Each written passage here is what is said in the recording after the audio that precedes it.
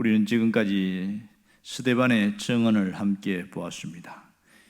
2절부터 53절까지는 스데반이 자신이 무죄함과 예수 그리스도에 대한 것을 분명하게 증언했습니다. 그러나 이 말을 들은 자들은 귀를 막고 이를 갈면서 그를 끌어내서 죄를 정하지도 않고 무작정 돌로 그를 죽이는 그런 끔찍한 일이 일어나고 있습니다.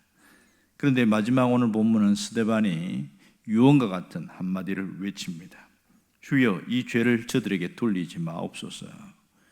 오늘 이게 참 무슨 소린가 하는 생각이 들 수도 있습니다. 왜냐하면 스데반이 자신이 잘못을 한 것도 아니고 또 사형당할 만한 무슨 일을 한 것이나 그런 재판의 어떤 사형 언도를 받은 것도 아닙니다. 그냥 끌려가서 돌에 맞아 죽어가면서 왜 이런 얘기를 하고 죽을까 이런 생각합니다. 때로는 지금 억울하게 죽는 거단 말이에요. 그러면 이렇게 돌에 맞아 죽은 이 억울함을 풀어달라고 해야 정상인데 왜 그들이 하는 죄를 돌리지 말아 달라 이렇게 말을 하는지 이해가 되지 않습니다. 지금 그들의 분노와 그들의 모습 보면 정말 화가 나기도 하고 밉기도 하고 그런 모습입니다. 오히려 저들은 죄 값을 더 많이 받아야 될 그런 사람들인데 왜 이런 기도를 하는 것일까? 이런 의문점을 갖게 됩니다. 자, 오늘 스데반이 운명하기 직전에 남긴 마지막 기도, 주여 이 죄를 그들에게 돌리지 마옵소서 하는 것은 이 자신의 그들이 지은 죄값을 그들에게로 가지 않게 해주세요 하는 탄원의 기도라고 할 수 있습니다. 이 말은 죄값을 그들에게 돌리지 않는 유일한 방법은 예수 그리스도에게로 돌아오는 것밖에 없거든요. 그러니까 마지막까지라도 그들이 하는 걸 잘 모르니까 예수를 믿고 다시 그들의 죄가 사해지는 그런 길로 가게 해주세요. 그런 기도라고 할 수 있습니다. 그러면 어떻게 해서 스데반이 이런 기도를 할 정도가 되었을까? 스데반이 깨달은 것이 도대체 무엇이었을까요? 그는 과거에 자신도 예수님은 마땅히 돌에 맞아 죽어야 될 사람으로 생각을 했었습니다. 그러다가 그가 예수를 믿고 나서 보니까 내가 얼마나 잘못했는지 그런 것을 깨닫게 되어졌고, 그리고 하나님은 스데반에게 그 깨달음의 은혜를 주신 것을 오늘 알고 있습니다. 특별히 주님을 마지막 증거하는 그 마당에서 하나님이 은혜 주셔서 하늘의 문이 열리기 시작했고 직접 예수님을 보게 되었습니다. 그것도 예수님이 보좌 옆에서 서 계신 것을 보는 특별한 은혜를 받게 되었습니다.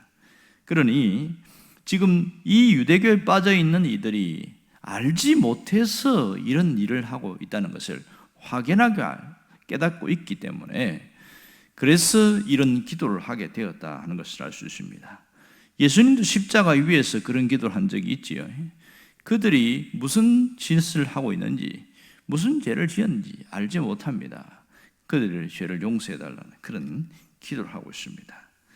이 스데반이 깨달은 것은 예수님의 복음을 들고 나가는 그 길이 영광의 길인 것을 깨달았습니다. 예수님도 자신을 못 박는 자들을 향하여 죄를 돌리지 않았습니다. 그리고 예수님 자신이 영광의 길을 걸어갔습니다. 지금 스데반이 그 길을 걷고 있는 것을 자신이 알고 있습니다. 예수님과 함께 가는 길이기 때문에 기쁨으로 감당하고 마지막에 운명하게 되었습니다. 자, 우리는 내가 어떤 은혜를 받았는지, 어떤 은혜 가운데 사는지 그것을 잘 깨달아야 눈앞에 있는 현실의 억울함과 속상함 이런 것들을 잘 견디고 이길 수 있습니다. 우리는 스데반처럼 돌에 맞아 죽을 만큼 그런 엄청난 일을 당하지도 않고 쉽게 순교당하지 않습니다. 그러나 살아가면서 겪는 억울함이 종종 있습니다. 그럴 때는 분노가 일어나고 화가 날 때가 굉장히 많습니다. 이런 억울한 고통이 당할 때 그 죄값을 대갚아 주고 싶어하는 그런 힘과 능력이 있을 때는 똑같이 대갚아 주고 싶은 마음들이 생기는 것이 사실입니다. 우리는 어떻게 하면 스데반 같은 그런 고백을 할 수 있을까요? 그것은 하나님의 특별한 은혜를 기억하고 깨달을 때만 가능합니다. 내게 하나님이 놀라운 은혜를 주셨다는 것을 깊이 깨닫게 될 때에 그것이 나를 바꾸어 놓습니다. 이 엄청난 은혜 가운데 있는 사람은 말하는 것이 다르고 표현하는 것이 다르고 살아가는 것이 다릅니다. 오늘 우리에게는 주님이 주시는 그 영광이 기다리고 있다는 사실을 잊지 않기를 원합니다.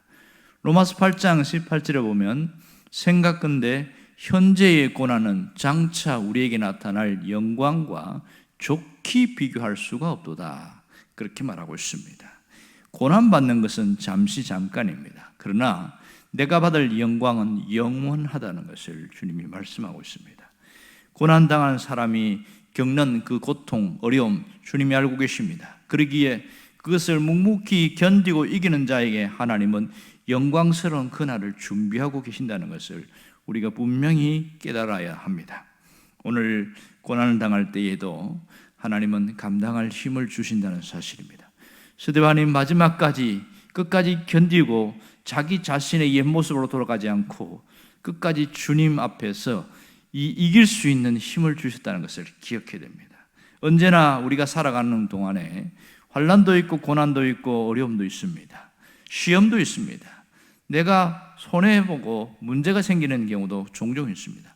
그러나 주님이 감당할 수 있는 만큼 시험을 주신다는 것을 잊지 않기를 원합니다. 너무 벅차고 힘들어서 견디기 어려울 때도 있지만 그러나 이것도 하나님이 내가 감당할 수 있기 때문에 주신 것이다, 이 점을 잊지 않기를 원합니다. 그러므로 사람을 두려워해서는 안 됩니다. 환경을 두려워해서도 안 됩니다. 왜냐하면 주님이 우리와 함께 하시기 때문에 그렇습니다. 하늘과 땅의 모든 권세를 가진 그 예수님이 우리와 함께 하심으로 우리도 능히 이길 수 있는 겁니다. 이 고난을 이기면 우리는 좀 더 성숙한 신앙의 모습으로 확연하게 달라지게 되어집니다. 여러분, 성숙한 신앙이 무엇입니까? 복수할 수 있는데 복수하지 않고 억울함 당할 때에 그 억울함을 내가 묵묵히 참고 견디는 것, 이것이 성숙한 자의 모습이라고 할 수 있습니다. 정말 주님을 따르는 그 자에게는 이런 영광스러운 자리가 주님 앞에서 우리가 있다는 걸 알기에 결국은 이길 수 있습니다. 놀라운 것은 이런 억울함에 대한 주님의 보상이 우리에게 있다는 사실입니다. 주님이 분명히 보상하십니다. 오늘 스데반에게는 특별히 놀라운 은혜를 주시고 보상하시는데 하늘 문을 열고서 가장 영광스러운 자리에 앉을 수 있도록 주님이 보상을 해주셨습니다. 우리는 스데반처럼 죽지는 않아요. 그렇다면 살아있으면서 당하는 이런 가운데에서 하나님이 주시는 보상은 무엇이냐? 하나는 이 땅에 있을 때에 내게 필요한 것과 내게 모든 것을 채워주시는 그 과정의 보상이 있고, 또 하나는 이것을 견디고 나갔을 때에 내세에서 하나님이 주실 상급이 있습니다. 이것이 보상입니다. 요한계시록에도 보면 주를 위해서 끝까지 견디고 이기는 자에게 하나님이 면류관을 준친다 말씀하십니다. 생명의 면류관, 의의 면류관을 준비하고 있습니다. 영광의 면류관이 우리에게 있습니다. 우리가 이 땅에서 얼마나 견디기 힘들고 어려운지를 압니다. 그러나 주님은 잘 견디고 이겨라고 끝까지 격려하고 있습니다. 그렇다면 오늘 우리가 이 자리에서 이런 힘든 일이 있을 때 어떻게 해야 될까요? 오직 주님만 바라보는 것이 대단히 중요합니다. 사람 바라보지 말고 주님만 바라봐야 됩니다. 이것이 부활신앙입니다. 주님만 바라보고 나아가는 것이 내세신앙입니다. 이것이 가장 성숙한 자의 모습이라는 것을 알아야 합니다.